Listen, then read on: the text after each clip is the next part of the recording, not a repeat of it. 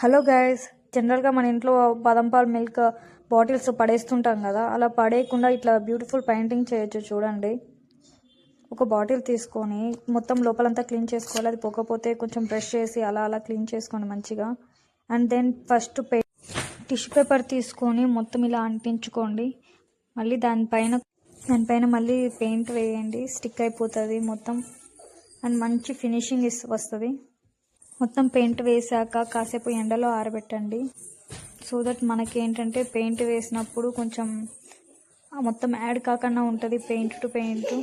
So then ఇలా draw చేసుకోండి. మీకు కావాల్సిన ఏమన్నా వేరే ఉంటే, లేకపోతే ఈ పిక్ అయినా డ్రా చేసుకోండి. చాలా బాగా అనిపిస్తుంది, బ్యూటిఫుల్గా ఉంటుంది ఈ బటర్ఫ్లై. పెన్నుతో ఇది ముందుగానే డ్రా చేసుకోండి. ఎందుకంటే ఈ థిక్గా వేస్తున్నా కదా, అది కూడా ముందుగానే డ్రా చేసుకోండి. ఎందుకంటే లోపల పెయింట్ వేయచ్చు. ఇన్ కేస్ మనం స్కెచ్తో వేసామంటే ఇబ్బంది అవుతుంది. మళ్ళీ స్కెచ్తో వేస్తే దానిపైన పెయింట్ వేసిన తర్వాత దానిపైన మళ్ళీ పెయింట్ వేయాల్సి వస్తుంది. ఈ అక్రిలిక్ పెయింట్లో ఏంటి అంటే స్కెచ్ వేసామంటే పెయింట్ పైన ఇన్విజిబుల్ అయిపోతుంది కొన్ని డేస్కి. సో అందుకు నేను పెన్తో వేస్తున్నా ఇలా థిక్గా.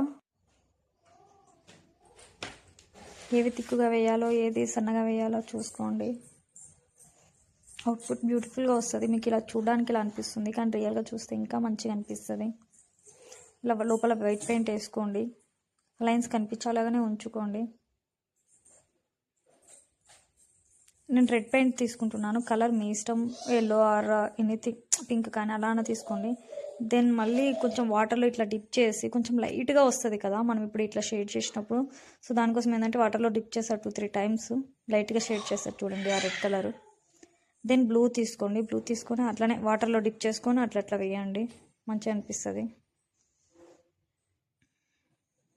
బ్యూటిఫుల్ బటర్ఫ్లై వస్తుంది. జస్ట్ ఒక సింగిల్ బటర్ఫ్లై వేసుకుని ఎంతో మంచిగా అనిపిస్తుంది.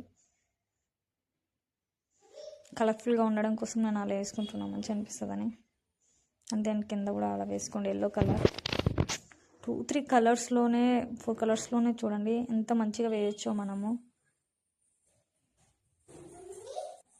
ఏదైనా పడేసే ముందు ఇది ఎంత బ్యూటిఫుల్గా మార్చొచ్చు అనేది ఒక్కసారి రిమెంబర్ చేసుకోండి.